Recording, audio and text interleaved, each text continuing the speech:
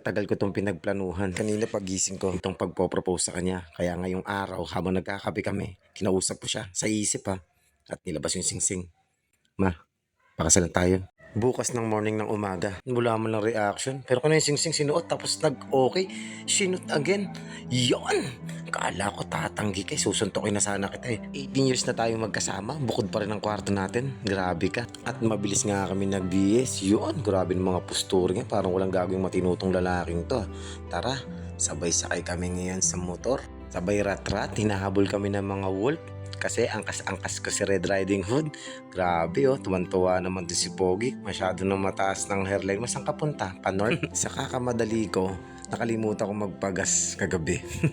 Bilisan mo na boy, masyado ka kasing pasikat eh. At nagpagas na nga ako ng full tank, 15 pesos. Sabay biyahe uli kami papuntang munisipyo. Baka nga naman malate kami, sabi ni Maying. Sa backdoor kami dumaan para malamig. Yan, pagpasok namin ng gate ng munisipyo, dito naghahanap ako dito ng parking. Talaga naman nag-video pa, baka hindi na daw ako bumalik. Grabe naman mga lakad dyan. Meron ka bang at sa puwet? Wala na talagang makakapigil. Kakasal na kami, papasok na kami ngayon sa complex. Daming tao. Shoutout nga pala kay ating napaka-sexy. Ang daming magpapasakal ngayon ay magpapakasal. Halos mapuno na nga yung complex. Ang dami ng ikakasal. 190 ng ikakasal ngayong araw na to.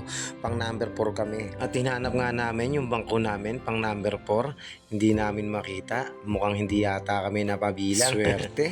Nakalista pala kami. Habang kinakabahan ako, si Maying malungkot kasi wala pa yung ninong at ninang namin. Sabi ko, pag hindi pumunta yun, tayo ang pupunta dun. Kaya sinabi ko sa kanya, huwag kang mag-alala. Darating din yun. Nagumpisa na nga magsalita si Sir Jay, ang mabait at napakasipag na empleyado ng munisipyo ng GMA. Dumating na rin si Ninong Rolando Guillermo. Ganito pala ang pakiramdam ng ikakasal. Para kang kinakagat na libu-libong langgam. Napakatamis. Nagsalita na si Ninong Mayor Percy Kabuhat. Makaninong, close kayo. At nasipat ko rin pala si Ninong Mayor Ed Custodio. Big time, Ninong din. Ayan, nagsalita na si Ninong Mayor. Salamat Ninong sa libreng sakal. Kanina pa ako hindi makahinga. At nagkaabutan na nga ng singsing. Ipinasok sa daliri, tumulo ang ihi sa lonta. Ngayon ramdam mo lalo ang bagsik nitong si Brenda. At ito yung hinihintay ng lahat. Kiss the bride. Ang tamis. Grabe ka boy. Bitin yan, mamaya yan itutuloy. Ngayon misis sa kordo ka na, pwede na kitang sigawan ng pabulong.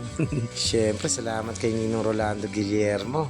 Maagad dumating yan. Yan, salamat din sa mga staff ang nag-organize ng libreng kasal na to. Siyempre, kaya kami nagpakasal, may libreng cake, merong gift certificate, at merong isang kabang bigas. Saan ka pa? Dito lang yan sa GMA. At ayun, natapos na nga. Congratulations ulit sa lahat ng bagong kasal sa bayan ng GMA, Cavite. Siyempre, dumating ang poging ninong Ricky ko. Yan, pinapirma ko na siya. At pinapirma ko na rin ng sexing ninang Lorna Espinisin ko. Salamat ninang. Siyempre, ang makisig at guwapong ninong Rolando ko. Mawawala ba ang maganda kong nanay Elena? I love you, nanay. Picture muna daw kami. Chikiki. At ayun na nga, maagang natapos ang kasalang bayan at ihahatid ko na ang ninang at mga ninong ko sa venue. At syempre, kay Brenda, yan, tinupad ko na yung pangako ko sa'yo. Napapakasalan kita sa pinakamalayong munisipyo. At syempre, nagpoto muna kami dito bago kami sumibat. Chikiki. Kay Ikay na maganda, grouping malupit.